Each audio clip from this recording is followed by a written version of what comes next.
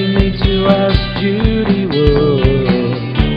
Before you accuse someone, you better make damn sure you know what was done. Wake up, this is your alarm. Wake up. I came tonight to give a scientific presentation. This is going to be a scientific discussion. Just to make sure you know that, I came dressed appropriately. It's amazing how many people take their cues from various symbols like this. I mean, we all are susceptible to things like that. That's the way humans operate. Colin Powell held up a test tube in front of the UN, claiming Iraq had weapons of mass destruction. What happens if he dropped that test tube? No, that was not, biological warfare in there. It was a prop. But how did we perceive it? Subconsciously, we assumed they had proof of weapons of mass destruction without their even needing to say it. And we're very susceptible to those kinds of suggestions. Well, you all don't need the props. So we're going to look into, where did the towers go? Big question. I asked that on day one, but very few others did. Empirical evidence is the truth that theory must mimic, not the other way around. Many people start with theories, but you must start with empirical evidence or you're fixing to mess up. Once upon a time, there were two towers. And then they went away. And that's about all that was left. Just that little corner of WTC-3. It's a 22-story building. Now, you'll learn I have a unique language. That language is beneficial because it prevents us from being biased in our observations. For example, if you call this smoke, you're assuming the cause to be fire. I try to use generic words like fumes. And simpler words like these outer columns. The outer columns of the World Trade Center were built with prefab units of 3 stories tall, 3 columns wide. And they look like our wheat check cereal. Make you call them shreddies. A reminder of what used to be there. These 2 tall buildings and this 22-story building. And then they were gone. This is the dawn of a new age. Somebody has the ability to direct energy in such a way to disrupt the molecular bonds of matter. What I mean by directed energy, direct or control it within geographical boundaries as well as what it does. And this technology exists. We know it exists. We can see its effects. And the whole world saw it, even if they don't realize it. That technology can be used for destructive purposes or good purposes. It can be used to provide free energy for the world. Nikola Tesla wanted to give free energy to the world, but he was afraid it would be used for evil purposes. Well, been there, done that. The risk is no longer there. So why not use it for good? But to think these buildings went away and just left that little corner there, that's all there was, just about. They didn't burn up, nor did they slam to the ground. They turned into dust in midair. But we were told it was a collapse. Collapse, pile, terror. Collapse, pile, terror. And people start seeing what they're told to see. But if you look at this carefully, this is frothing up. It's frothing up into dust.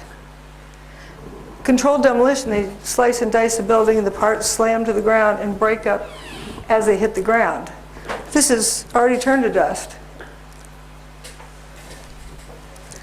So why did so few people see it?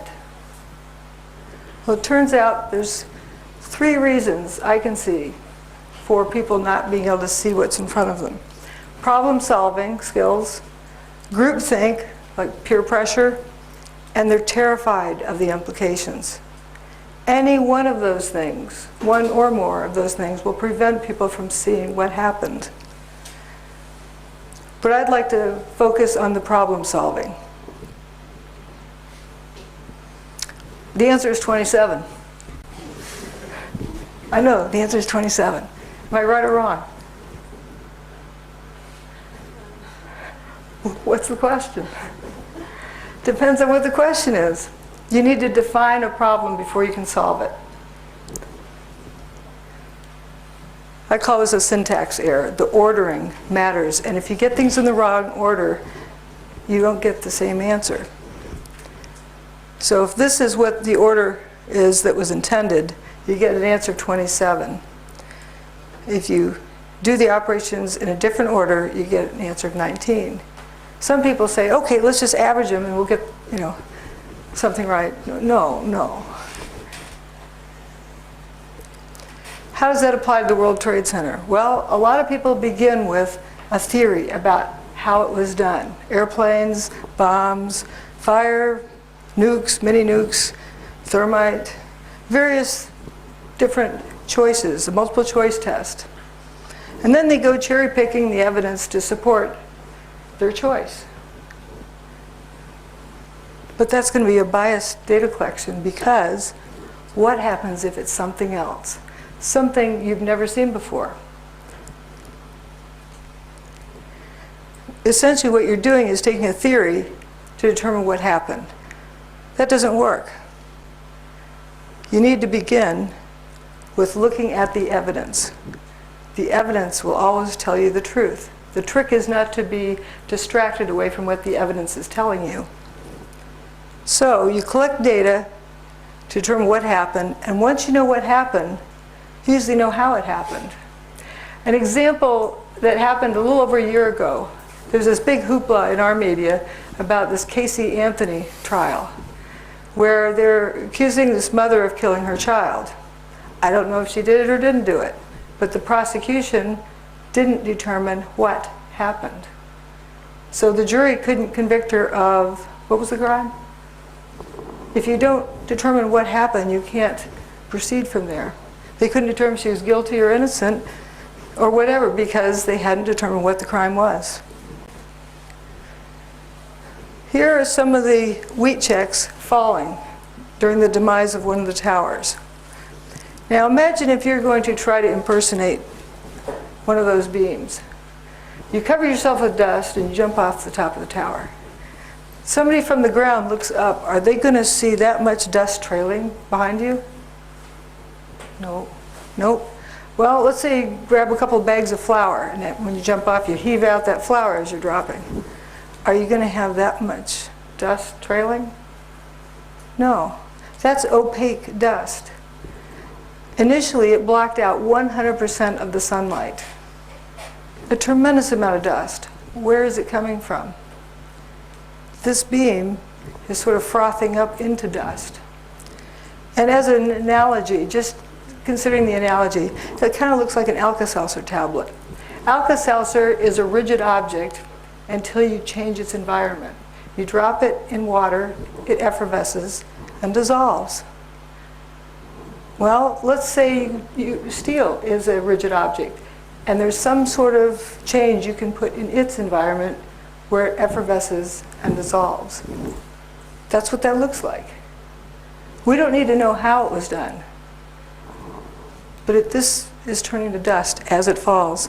The same with this.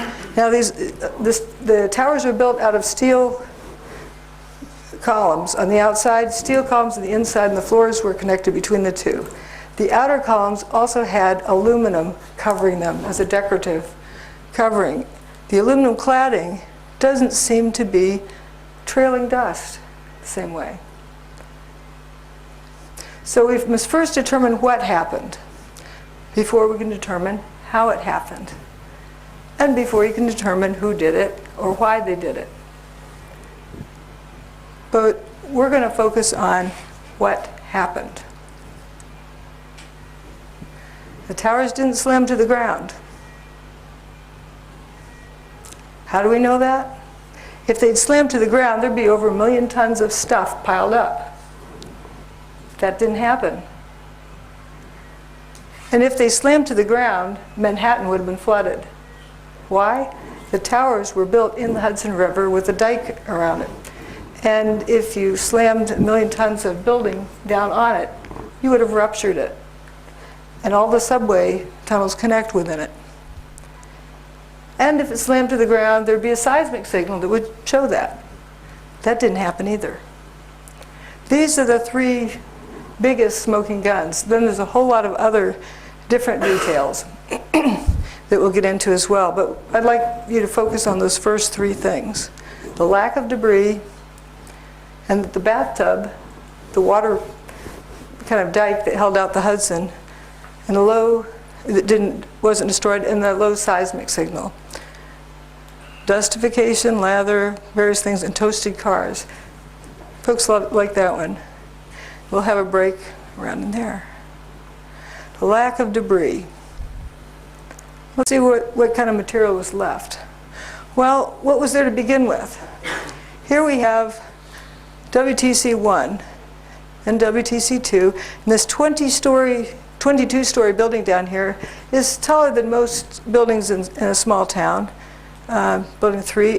Let's say you go to work one day in Bankers Trust. Nice fall morning, late summer. And when you get in your air-conditioned office and look out the window, what are you going to see? You know, about the 20th story, you're going to look across the street. Oops, where'd the building go? That's Tower 2 that was right across the street. That's the remains of Tower 1. This is just a few days after 9/11. You could probably count up all the beams left there, and this is straight. Again, what was there? And now we're going to look out the other direction. Building 4's main body is here, but all that was left was the north wing. It's like it was sliced off.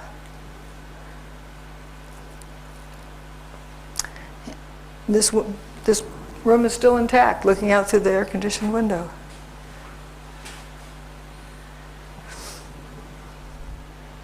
And the only buildings destroyed that day had a WTC prefix. That's pretty precise. Building 7 is over here, and the 2 towers have these holes in the missing material. The void in here, holes in this Liberty Street, and there are even holes in Vesey Street, and holes in Building 5. And of course, the main body of Building 4 went away. Another view of what was there, and folks often talk about Building 7 being announced prematurely collapsing and make a big deal of that. But oops, looks like One Liberty Plaza is going to collapse. It was announced to have collapsed, I think, at least 6 different times, and it became a running joke. Oops, One Liberty Plaza just collapsed again. Google that term, you'll find the articles. So people didn't know what was going on that day. Someone even said that the Empire State Building was hit by a plane. What I didn't appreciate is that when I spoke with some of the first responders, I said, well, did you notice something missing, like a building? And they said, well, we didn't know where we were. All the landmarks are gone and everything was the same color. But we're going to go down here on the ground, right in front of Tower 1. There's an ambulance parked right outside the front door. And we're going to look from the street level. There it is. The north wall and the south wall of Tower 1. At ground level, there's an ambulance. The ambulance doesn't even look clobbered. Where are all the steel columns?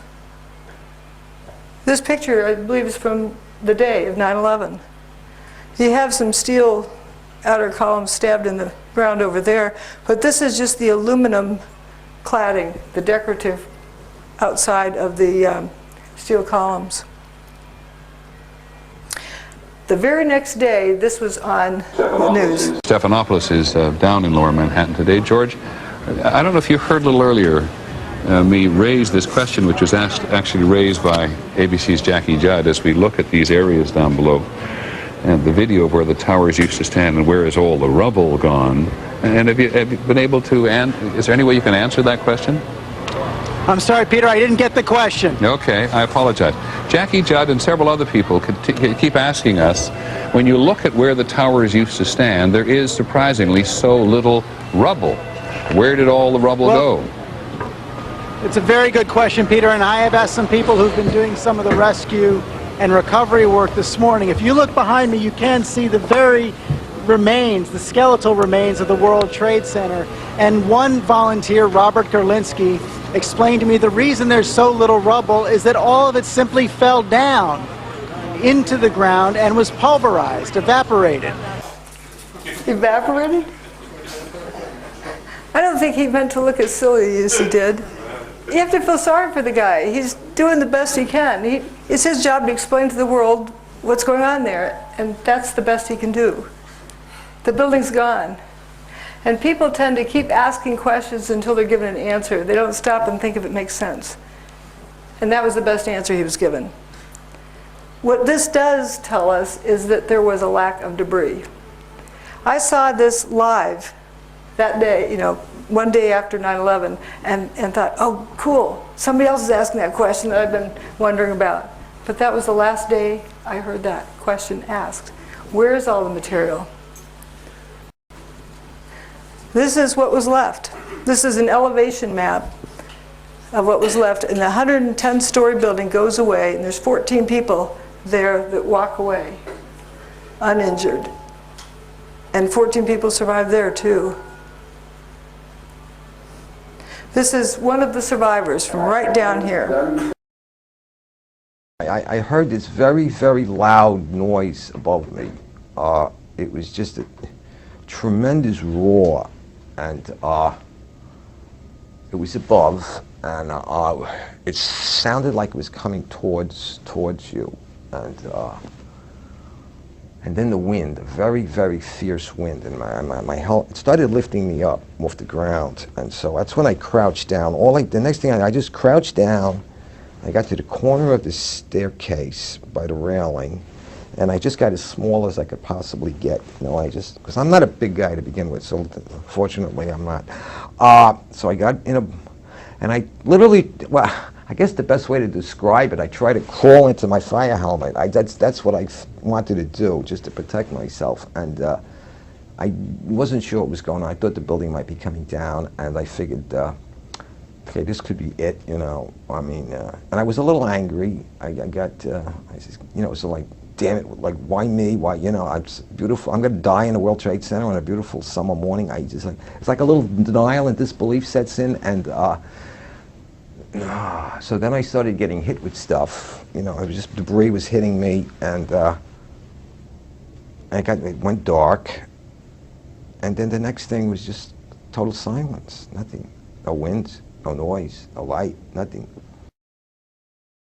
And then I started hearing noises. I started hearing like moaning, and guys were starting to communicate, yell out. These were the guys that I was trapped with. They're calling out, who's there, you guys all right, blah, blah, blah, and this kind of thing. And I realized I was other people. I wasn't alone, you know. Because when you're alone in a situation like that, it's like existential isolation. It's like, and then when you find out you're with other people, it makes you feel a lot better. Even though you know you're in a very bad situation, at least there's other people.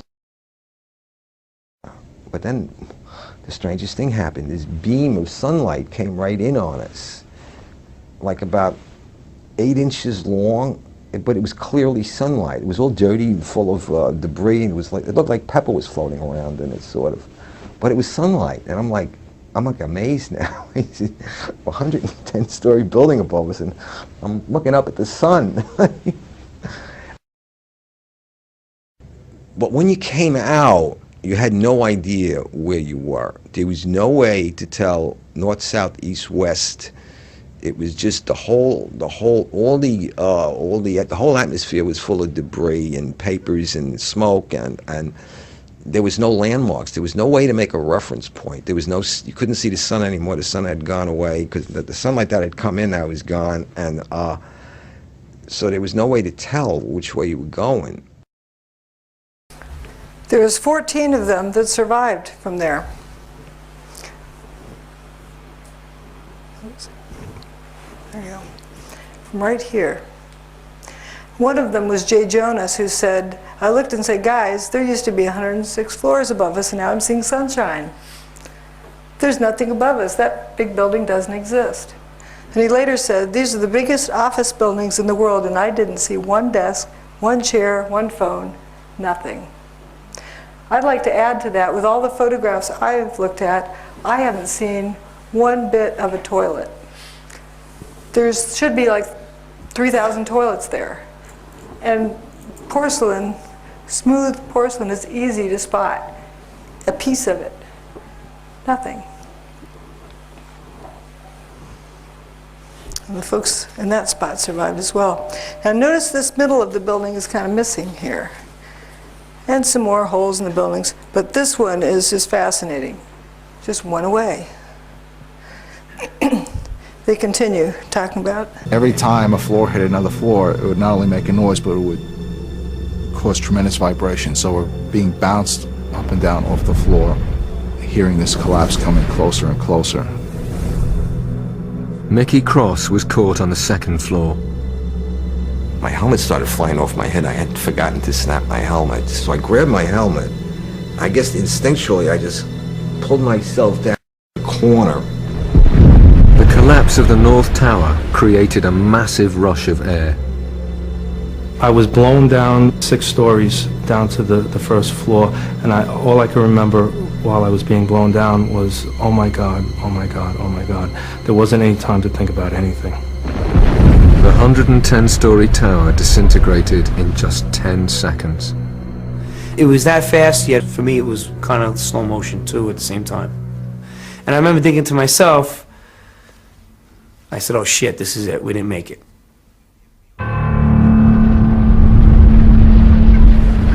Faced with what seemed like certain death, the trapped firemen thought their last thoughts and prepared to die. In those 10 seconds, I was like, well, I'm 33, what have I done with my life? Worked almost all the time. My wife is gonna, be a widow now. And I pretty much saw myself, pretty much saw my funeral. I saw everybody at the wake at my funeral, and my parents and family there. You think about everything, I guess, that you haven't done in your life. And you realize that, is this it? Are you going to make it out of here? And I was just too young, and I have too much more to do with my life than for this to be it. I thought I was going to be dead in a few seconds. And I remember feeling, I hope this is fast. Because I had a fear of being trapped, like say with a broken back or severely injured, and still being conscious and alive. It was strange, but I was at peace when the collapse actually started. I said, all right, whatever's going to happen now is going to happen. And I hope it doesn't hurt too much, but the fear was gone.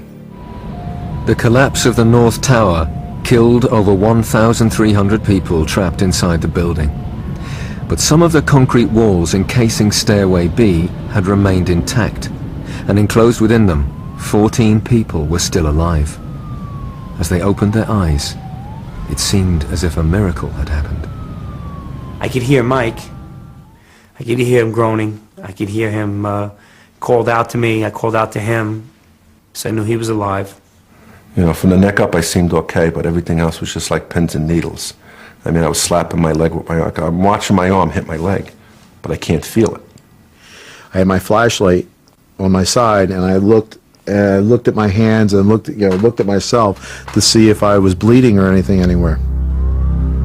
When he heard noises around him, Captain Jay Jonas realized he too had somehow survived the disaster. I wanted to know who was still alive, and I started calling them out by name. They were all there, and they all survived. Now we're going to go look at the mall. The mall is 1 story below ground, this outline here.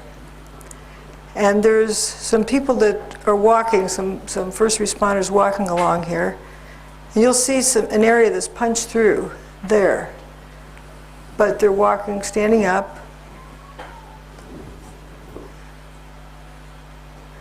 There they are. Innovation luggage, Hallmark cards, so we know where they are. And that area is underneath that missing part of Building 4. You see the drop lights. Merchandise was still okay in there, covered with dust. But the stuff didn't fall through into the mall. Now we're going to go a couple of stories below that to the loading docks. And for the loading docks, they color code the parking garage area. And that's where those folks had walked along in there. It's purple under Building 5 and green under Building 4. So you'll be able to see where you are underground. And this wall down here, you'll see, is under the middle part of that missing part of Building 4. You're going to look right down there where a vehicle has to turn to go out. There's that wall down there. This is just a couple of stories down. This is after 9/11. Listen to the echo.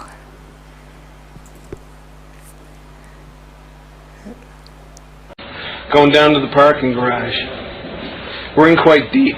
These are the first pictures of search crews underneath the World Trade Center, desperately looking for survivors. Somebody down here? That's not even a full parking garage, much less a collapsed-in one. That's a nice, clean echo. Now, right above the ground, here it is, ground level. You can look all the way through where Tower 1 had been. There's where Stairwell B had been. Look at all this dirt. Where'd the dirt come from? Looks like dirt there. There's Tower 2, or the remains of. The very next morning, Rudy Giuliani's explaining there's 120 dump trucks going in and out of the city all night. We were able to move 120 dump trucks out of the city last night, which will give you a sense of the work that was done overnight. So some of the debris has already been removed. More of it is being removed, and it'll be done by barge all throughout the day today. Did you think they're going to finish by 5 p.m.? Here's, again, what was left. James McGlynn, one of the trapped firefighters, was talking about when they were rescued. He said, we kept telling them we're in Stairwell B, Tower 1. Where are you? Tower 1, Stairwell B. Where are you? And back and forth until the person on the handy-talkie said, where's Tower 1? You can kind of see it. Wouldn't you think the voices were coming from the beyond? There's Stairwell B. And this is the last segment where they get rescued. Hundreds more firemen were now arriving at the disaster area, but Captain Jay Jonas's Mayday messages were still not getting through. Trapped down in the remains of Stairway B, there was nothing else Jay could do. We realize we can't get ourselves out. And that's a big mental leap for a fireman to take, because we're so used to being the people who are going in to rescue someone. Now, the roles are reversed, and you realize you're helpless yourself. But with the survivors buried alive beneath a debris field that extended over 16 acres, it seemed they would need another miracle to save them.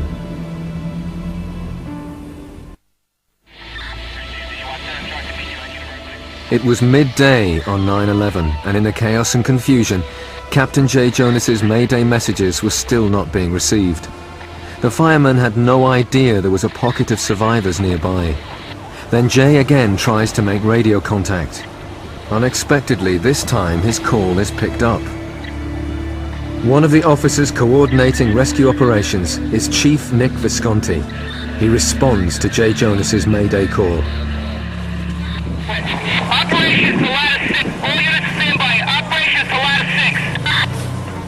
I got a radio transmission from Nick Visconti. I heard Operations Post to ladder 6. Operations Post to ladder 6.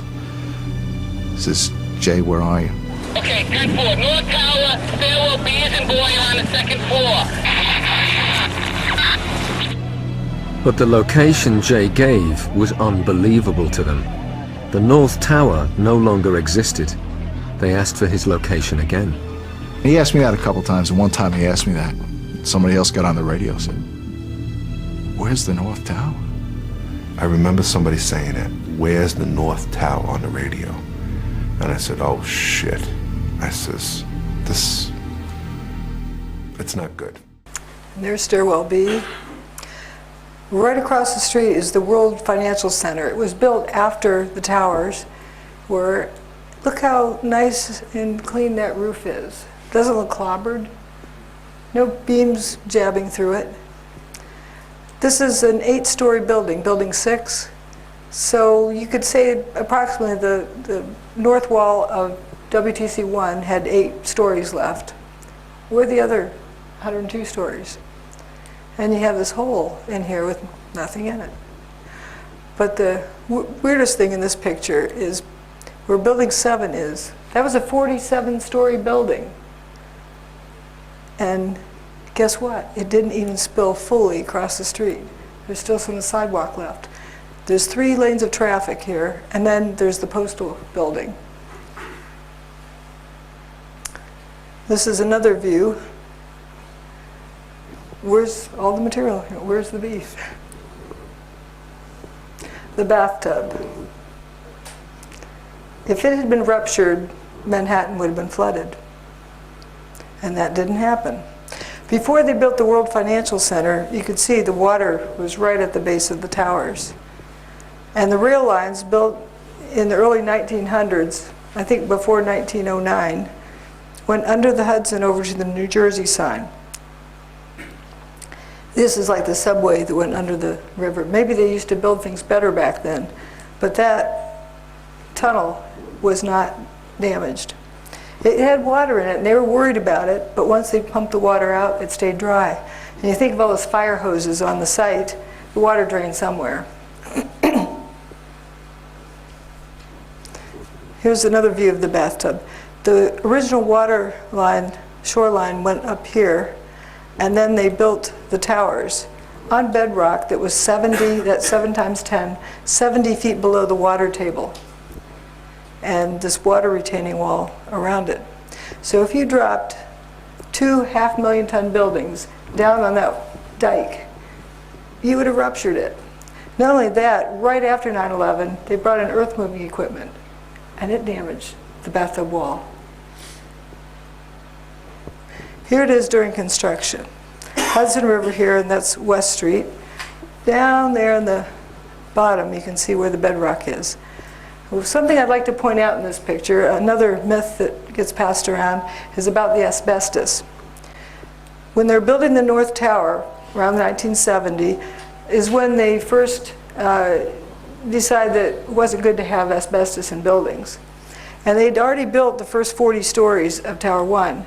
They took out all the asbestos and replaced it with non-asbestos insulation in the first 40 stories. And above that, the building never had asbestos in it from there on up. And building 2, which hadn't started up yet at that time, never had asbestos in it. And it was cleaned out, still intact. This is afterwards. There's some piping that went under the towers over to building 7, which is over here.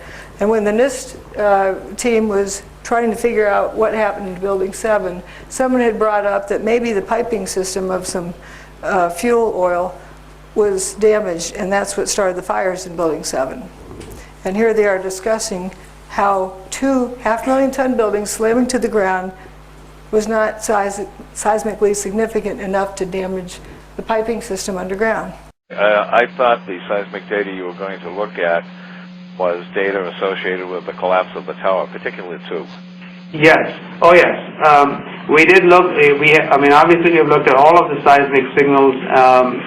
The main focus of that was to establish the timing of the various events, and if any, again, using it also to see if there were any events that we could not explain other than it being the collapse of the towers and the World Trade Center 7. The signal strength due to the collapse of the towers were not of any magnitude that was seismically significant from an earthquake design standpoint or from the design or failure of a structural component or of, I would say, a piping system that might be used in a structure. So there wasn't anything that gave us pause in terms of that being a significant seismic event to have ruptured the pipeline. You collapse these buildings down on the basement and the piping system, and it's not of any consequence? Strange. Here's the outer bathtub wall that faces the Hudson. And this is the base of Tower 1, or the remains of it, where that's the bedrock. So you see this is the original wall. There's the underground from underneath Building 6. This is the WFC buildings. Now we get to the seismic impact. If those buildings had slammed to the ground, the seismic chart would have reflected 2 500,000-ton buildings slamming to the ground, and a 230,000-ton building, Building 7. One of the first responders said, "I don't remember the sound of a building hitting the ground. Someone told me that it was measured on the Richter scale. I don't know how true that is. If the building's hitting the ground that hard, I don't remember the sound of it." I'd like to add to that, someone who worked on the 27th floor contacted me after my book came out. And he said when everything was happening that day, he knew he wasn't going to get anything done. So he packed up his stuff and headed to the ferry terminal because he lived on Staten Island. He walked past Tower 2. He was on the 27th floor of Tower 1. When he walked past Building 2, he looked like he was in good health. Fire was about out, but things would be hectic for the rest of the day. He got down to the ferry terminal, and there's a big building blocking the view, so you couldn't see the towers from there. And somebody came up saying that Tower 2 had just collapsed. They all thought he was an idiot because they just walked past Tower 2 and it was fine. It looked like the fires were about out. He didn't hear it. He didn't feel the ground shake. So this guy must be an idiot, right? The ferry left, went out in the middle of the Hudson. Then he could see past that building, and there was only one tower standing. He said he was just totally blown away. It was incredible. Wonder if this is why. This part of the building doesn't make a thud when it hits.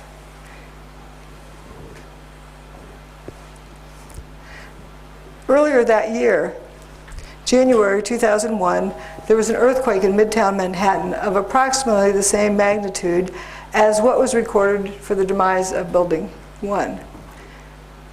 Do you see something different between the nature of these two? They're on the same time scale. You usually get, with earthquakes, you get the primary wave and then the secondary wave. And the timing, they move at different speeds through the earth, so they arrive at different times. And this, the lag time between them tells you how far away the epicenter is. You don't see that here. Not only that, look at the spacing. The frequency is much lower than here. Turns out this is only a surface wave. No S wave or P wave. Now what are S waves and P waves? The P wave is like snapping a rubber band, a direct pulse through the earth. And the S wave is like a jump rope motion. The motion is transverse to the direction of travel. And the surface wave, think of if you get up off your mattress in the morning, it springs back. Well, think of, for example, King Kong reaching over, grabbing these towers and chucking them up into space. You're taking that weight off of the bedrock. That surface has got to recover. And that was the only wave measured. Again, this is the earthquake. Now let's look at the seismic signal during the demise of Tower 1. It lasted about 8 seconds. But it takes about 9.5 seconds, 9.22 seconds in a vacuum to drop a bowling ball off the roof and have it hit the pavement below. Houston, we have a problem. How can you have the ground shaking for only 8 seconds when it takes 9.5 seconds to drop a bowling ball free fall off the roof? The tower did not slam to the ground. It turned into dust in midair. No S wave or P waves. S waves and P waves travel through the earth. surface waves traveled just on the surface. There was no signal that went through the Earth. That's consistent with not having a building slam to the ground. Here's a seismic chart for most of the day. Tower 2 is already gone, and then Tower 1 goes, 2.3 in the Richter scale. Down here at about 5:20 p.m., just after that, see that little blob? The Fox Islands, which are part of the Aleutian Islands out in Alaska, they had a little earthquake. That's on there. But see this red vertical line? That was the demise of Building 7. There was no seismic event to speak of. Well, let's look a little closer.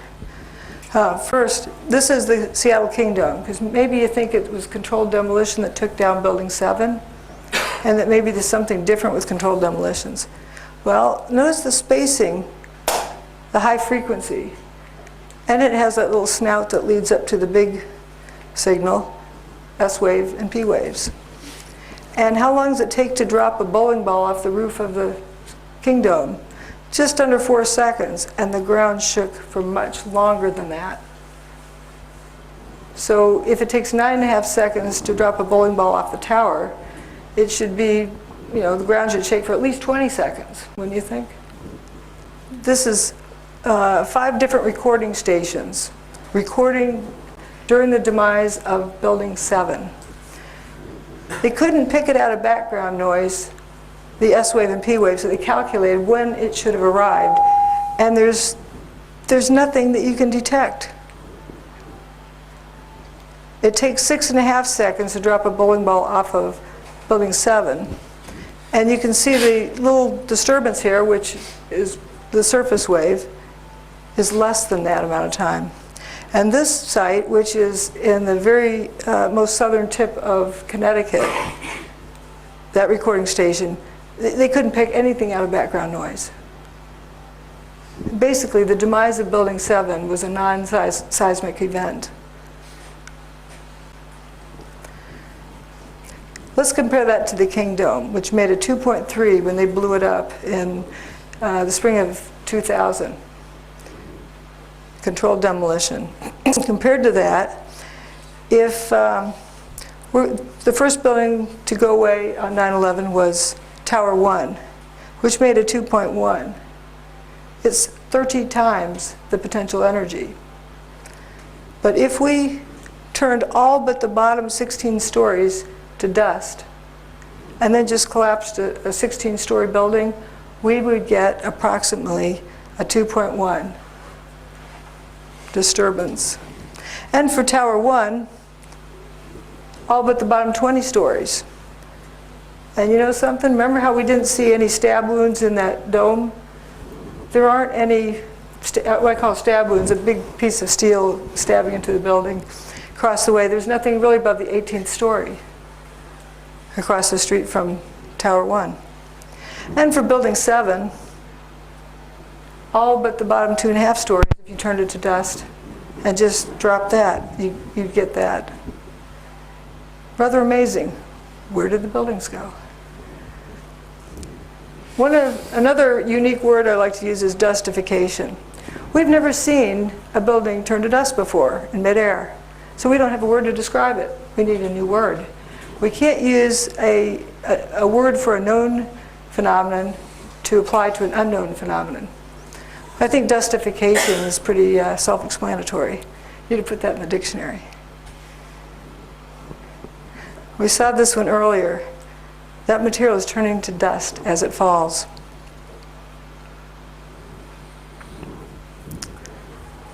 This image, often folks like to think that that's a squib from some kind of explosion. Well, there should be a whole lot more of them, and why doesn't it squirt out very far?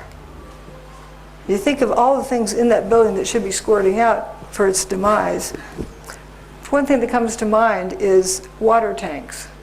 110-story building, you don't pump the water from the ground to the roof. Imagine the siphon power. You pump it up in approximately 10-story intervals. Another holding tank, pump it up from there. So you're going to have these water tanks staggered all throughout the building at some regular interval. And what happens when this pressure vessel begins to weaken? It's starting to dustify. At some point, it's suddenly going to give way, and the contents are going to squirt out. I think that's what that could look like. I don't know what this is, but that makes a lot more sense to me than a bomb. And I don't think you'd use the corner office to store water tanks. But let's think about all the stuff that needs to squirt out of the way, because we saw it didn't end up on the ground in a pile. If a floor is dustifying and that stuff has to get out of the way, and if the whole thing goes away in 8 seconds, which is faster than free fall, the purple values apply to that. But if you go ahead and give it, you know, the speed of regular gravity, it's the white data. So at this point, the average speed of the stuff squirting out would need to be in excess of Mach 1. By the time it gets to the ground, the average speed stuff needs to be squirting out is in excess of Mach 1.4. And the stuff from the center is squirting out at Mach 2.5. So all the adjacent buildings should look like they've been machine gun fired. Didn't happen.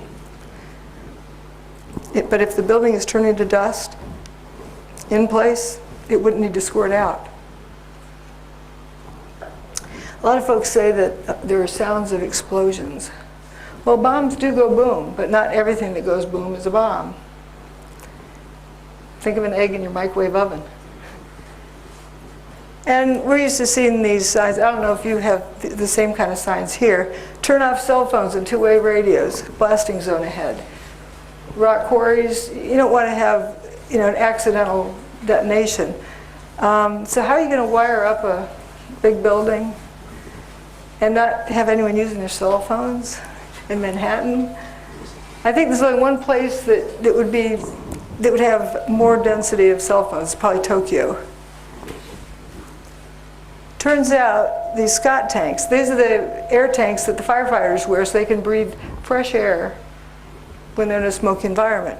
They have extra tanks on their fire trucks. Those extra tanks were said to have been exploding at ground level.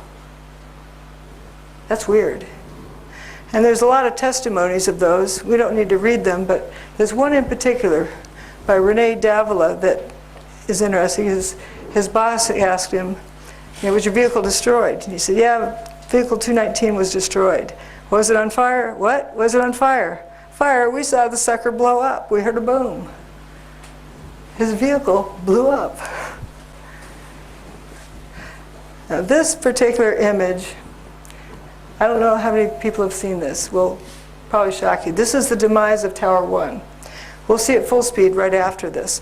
But notice in this northwest corner we're watching, there's going to be a beam you see emerge from here, trailing dust.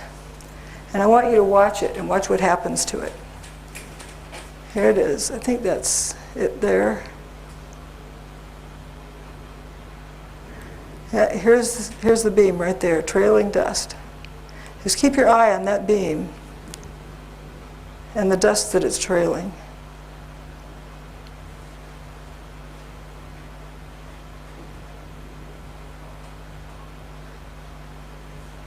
It runs out of material to turn into dust. There's other parts doing the same thing. And here's the Verizon building. We're going to later go down and look at ground level to see what landed.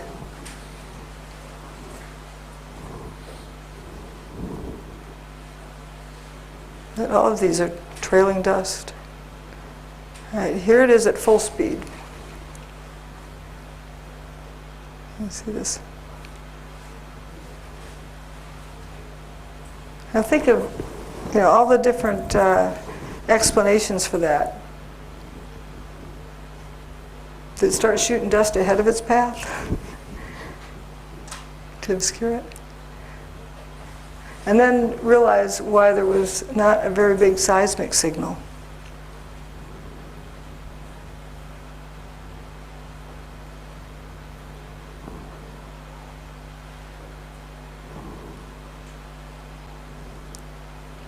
And that's the intersection where that stuff should have landed. There's the Verizon building. Read the body language.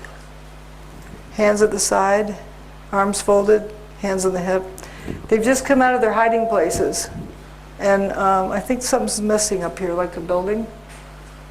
Tower 1 had stood, this is building 6, Tower 1 had stood right next to building 6. It's just unburned paper there and some aluminum cladding, and that's about it. Building 7, folks often think of as regular controlled demolition because they see it start to come down. What they don't see is the next stage. Here it starts to drop here, but look at all this, I call it lather, the thick froth that comes out. This is 1 second, these two frames are 1 second apart, approximately. And you can see this dust cloud hasn't advanced much more, but the stuff squirting out the windows is just tremendous, as though it had frothed up in the dust internally and just started pouring out the windows when the building appeared to be dropping. Building 7 stood for about 7 hours with this fumes coming out of it all afternoon before its final demise. And one more thing we're going to look at from different directions. This picture is looking at the toasted car park from there. And notice all the unburned paper. Why did just the vehicles appear to catch fire? I need to be careful. I don't want to call that fire. Appear to catch fire. We don't want to assume anything. Now watch this remaining part of Tower 1. This is 47 stories tall. I think that's about 700 feet tall up to there. These are the core columns remaining. I think actually that's the top of stairwell B where those guys survived. It just faints into dust. We'll see it one more time.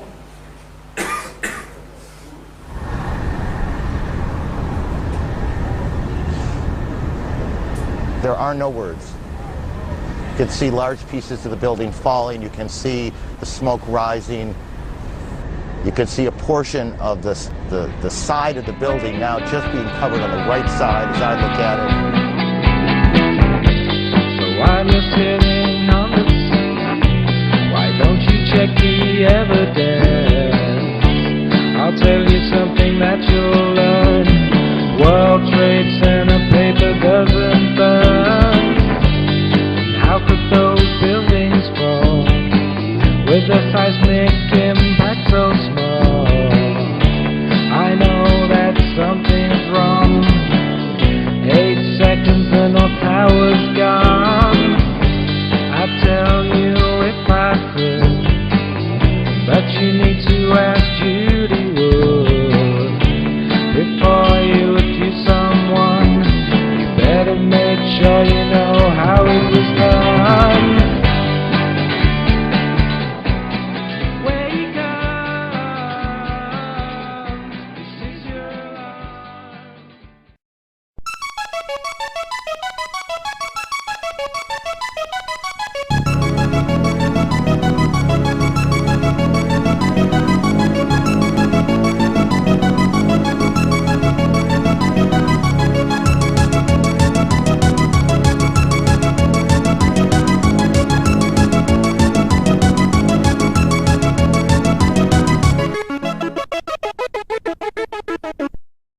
Rich Planet TV is coming to a town near you. In May 2013, I will be travelling around the UK speaking at the following places: Gateshead, Glasgow, Leeds, Liverpool, Birmingham, Western Super, Southampton, Reading and London. I'll be covering recent UFO reports, which is not to be missed, and exposing a range of issues you won't find discussed on mainstream TV. Get ticket details from the richplanet.net website.